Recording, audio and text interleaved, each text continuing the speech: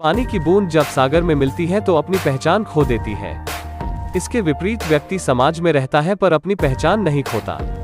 इंसान का जीवन स्वतंत्र है। वो सिर्फ समाज के विकास के लिए पैदा नहीं हुआ बल्कि स्वयं के विकास के लिए भी पैदा हुआ है।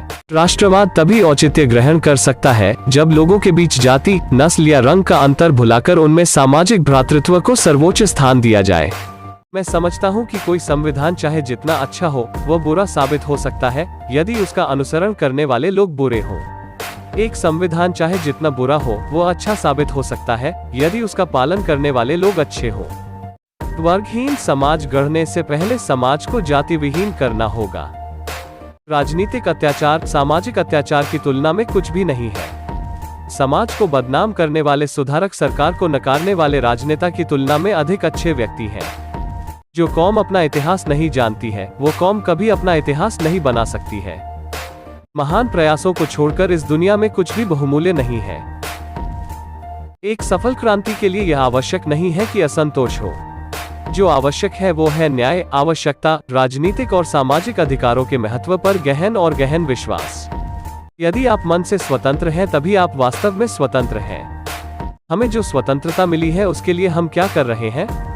यह स्वतंत्रता हमें अपनी सामाजिक व्यवस्था को सुधारने के लिए मिली है, जो असमानता, भेदभाव और अन्य चीजों से भरी हुई है, जो हमारे मौलिक अधिकारों के साथ संघर्ष करती है। जो धर्म जन्म से एक को श्रेष्ठ और दूसरे को नीच बताए, वो धर्म नहीं, गुलाम बनाए रखने का षड्यंत्र है। अच्छा दिखने के लिए नहीं बल्कि अच्छा बनने के लिए जियो। हमें हमारे लक्ष्य को प्राप्त करने के लिए हर वो मुमकिन कोशिश करनी चाहिए जो हमसे हो सके। धर्म मनुष्य के लिए है, न कि मनुष्य धर्म के लिए। मेरा जन्म भले ही हिंदू धर्म में हुआ है, लेकिन मेरी मौत एक हिंदू के रूप में नहीं होगी। सम्मान और स्वतंत्रता से जीना मरना हर मानव का जन्मसिद्ध अधिकार है। इसके लिए सतत संघर्ष करना महापुण्य का कार्य है। जहां सहनशीलता की सीमा खत्म हो जाती है, वहां क्रांति का उदय होता है।